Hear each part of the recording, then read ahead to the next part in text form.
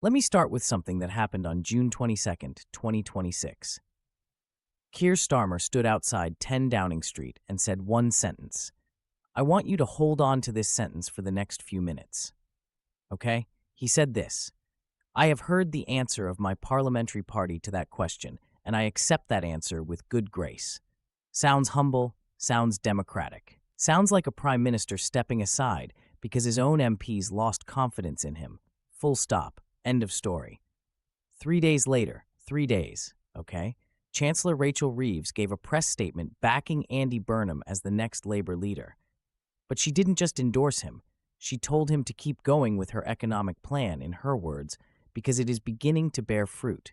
And almost nobody connected those two moments. A prime minister humbly accepting his party's judgment, and 3 days later, the chancellor handing his successor a list of instructions before a single ballot had even opened. So that's the story most coverage is running with. A government in crisis, a leader who lost the room, and a popular mayor swooping in to save the party. It's a clean story. It has a satisfying logic to it. The tired old guard gets pushed out, the energetic outsider gets pulled in. But today, I'm going to do something most coverage of this isn't doing. I'm going to put 3 competing theories on the table. I'm going to walk through the actual sequence of events from the last 6 weeks, and then I'm going to let you decide which one explains what we're actually watching. 3 theories, same set of events, only one framework that explains all of it. Ready? Let's go. First, the names. Theory 1 I'm calling the accountability story. This is the version most newspapers are running. Starmer lost his party's confidence after a string of bad results, a scandal, and several high-profile resignations. The Parliamentary Labour Party forced him out through normal democratic pressure. Burnham is simply the most popular figure available to replace him, and the party is doing exactly what parties are supposed to do when a leader becomes a liability. Theory 2 I'm calling the managed succession. This theory says the crisis was real, but the outcome was not left to chance. A small group inside the party cleared a specific, narrow path for one specific person well before the public crisis fully played out, and every other plausible rival either stepped aside or was boxed out before voting ever began. Theory 3 is where I want to land today. I'm calling it the controlled handover. This says both of the first 2 theories are true at the same time. The anger inside the party was genuine. The pressure on Starmer was genuine. But the establishment used that genuine anger to deliver a result it had already decided on, while keeping just enough public appearance of an open contest to call it democracy. Let's start with Theory 1, and let me give you the strongest version of it, because I don't want to strawman anybody. Here's the case. Labour had a brutal May. Local election results were poor across England. In Wales, the Senedd election ended 100 years of Labour control, dropping the party to 3rd place behind Plaid Cymru and Reform UK Wales.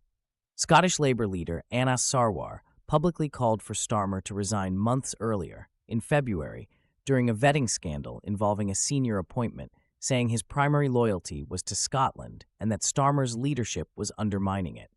Health Secretary Wes Streeting resigned from cabinet on May 14th. Defense Secretary John Healey and Armed Forces Minister Al Carnes both resigned on June 11th over a dispute about defense spending. By mid-June, roughly 103 Labour MPs had publicly called for Starmer to resign or set a timetable for leaving, against 158 still backing him. Leader of the opposition, Kemi Badenoch, called his position untenable. Green Party leader Zach Polanski said Starmer lost the country's confidence over what he called an abject failure to challenge entrenched power and wealth. That is a real, documented pileup of bad news, resignations, and internal dissent. Any leader in any party facing that combination would be in serious trouble. The theory that Starmer simply ran out of road is not a conspiracy. It's the plain reading of the public record. But here's the question that theory doesn't answer, and it's the one I want you to actually sit with. If this was simply an organic, bottom-up collapse of confidence, why did the single most consequential move in the entire sequence happen weeks before the public crisis peaked? And why did it require something that hasn't happened in Britain in 60 years? Here's what I mean. Andy Burnham wasn't even a sitting member of Parliament when this began. He'd been mayor of Greater Manchester since 2017, outside the Commons entirely. To become Labour leader, under the party's own rules, he needed to be an MP. So on May 14th, the same day Wes Streeting resigned from cabinet, Makerfield MP Josh Simons resigned his own seat specifically to create a vacancy for Burnham to contest. Not because Simons did anything wrong, not because of any scandal. He resigned purely to open a door for one man. The resulting by-election, held on June 18th, was the first time since the 1965 Leighton by-election that a UK by-election was caused specifically to create a seat for someone who wasn't already in Parliament. Sit with that for a second. The mechanism that allowed Burnham to even be eligible for the leadership was not a normal feature of the system working itself out. It was a one-off, custom-built bypass, deployed weeks before Starmer's resignation was public, on the same day his own health secretary walked out of cabinet. That single fact is the crack in Theory 1, and it's where Theory 2 starts to look a lot stronger. Let me walk you through 5 specific data points, all from the public record, all dated, none of them disputed. First, Burnham won the Makerfield by-election on June 18th with almost 25,000 votes and a majority over 9,200, comfortably outperforming pre-election polling that had projected a much narrower race against Reform UK. Reform underperformed badly compared to its showing in the May local elections. That result gave Burnham exactly what he needed, a seat in the Commons, with momentum, 4 days before Starmer resigned. Second, Burnham's most credible potential rival for the leadership was Wes Streeting. On June 22nd, the same day Burnham returned to the Commons to take his seat, Streeting publicly announced he would not run and endorsed Burnham instead, saying he was convinced there was a place for his own ideas under Burnham's leadership. The most obvious alternative candidate removed himself from the race on the exact day his replacement walked into Parliament. Third, Darren Jones, a senior cabinet minister and Starmer ally who had also been mentioned as a possible candidate, announced he would not challenge Burnham either. 2 of the most plausible rivals gone within days of each other before nominations had even opened. Fourth, on June 25th, Chancellor Rachel Reeves publicly backed Burnham, but attached a specific condition to that backing. She urged him to continue with her economic plan, telling him it was beginning to bear fruit. That's not a neutral endorsement. That's the Treasury setting the policy terms for the next leader before party members have cast a single vote. Fifth, under Labour's own rules, any leadership candidate needs the support of at least 81 MPs, a fifth of the parliamentary party, just to get on the ballot. With Streeting and Jones out, and momentum already consolidated around Burnham, the practical effect of that threshold is to make a genuine multi-candidate contest extremely difficult to assemble in time. Nominations open July 9th and close a week later.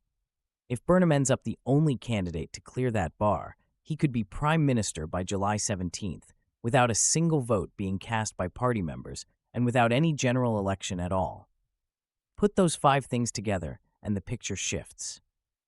It's not simply that Burnham was the most popular option once the contest opened. The contest was substantially decided before it opened, through a custom by-election, a rival's early withdrawal, a second rival's withdrawal, a chancellor's public conditions, and a nomination threshold that rewards whoever already has the institutional momentum. Now here's the part that makes this more than just a story about clever party management. Critics, including commentators cited by HuffPost UK, have pointed out a sharp piece of hypocrisy in how this is being handled. Back in 2022, when the Conservative Party changed prime ministers twice in quick succession, from Boris Johnson to Liz Truss to Rishi Sunak, all without a general election, Starmer was one of the loudest voices arguing that swapping prime ministers without a public vote lacked any democratic mandate. He explicitly demanded a general election each time it happened. Now that his own party is doing the same thing, using the same legal mechanism, an internal party process rather than a national vote, those critics argue Labour is applying a completely different standard to itself. That's the contradiction Theory 3 is built to explain. Both things are true at once. Starmer's fall was real and was driven by genuine internal anger over results, scandal, and policy disputes. And at the same time, the specific outcome, Burnham as the uncontested or near uncontested successor, was something the party's senior figures had already cleared the runway for, weeks in advance, using mechanisms most voters never see and most coverage never explains. The genuine crisis gave the party cover. Nobody can accuse Labor of stitching up a succession when the leader they're replacing is visibly underwater in the polls, has lost 100 years of control in Wales, and has watched cabinet ministers resign one after another. The public anger was the permission structure. The by-election, the early withdrawals, and the chancellor's conditions were the actual mechanism. One gave the other legitimacy. So here's what I'd watch over the next few weeks. Because this is how you test a theory like this. You make predictions and see if the evidence matches. First, watch nominations when they open on July 9th. If no credible rival to Burnham assembles the 81 MPs needed to get on the ballot by July 16th, that's the clearest possible confirmation that the contest was effectively decided before it formally started. Second, watch whether Reeves stays as chancellor under Burnham, and watch her language closely. If the economic plan she described as bearing fruit continues unchanged under new leadership, that tells you the policy continuity was the actual price of her support, not just supportive rhetoric. Third, watch what happens with Al Carnes. He resigned as Armed Forces Minister in protest over defense spending and has said publicly he isn't ready to decide whether he'll run for the leadership himself. If he or anyone else genuinely tries to mount a contest and struggles to find 81 MPs willing to back a challenge, watch how quickly that effort is described in the press as splitting the party at a difficult time, rather than as a normal democratic option. Here's your homework. Go find the original Wikipedia and parliamentary timeline of the 2026 labor leadership crisis. Lay the dates side by side. May 14th, Streeting resigns and Simons resigns to open the seat. June 11th, Healy and Carnes resign over defense spending. June 18th, Burnham wins the by-election. June 22nd, Burnham takes his seat and Streeting endorses him the same day, and Starmer announces his resignation. June 25th, Reeves backs Burnham with conditions attached. Look at how close together those dates sit, and ask yourself whether that sequence reads like an institution reacting to chaos or an institution executing a plan while the chaos gave it cover. If you find something that contradicts what I've laid out today, I genuinely want you in the comments arguing with me. That's the only way any of us gets closer to what's actually happening here.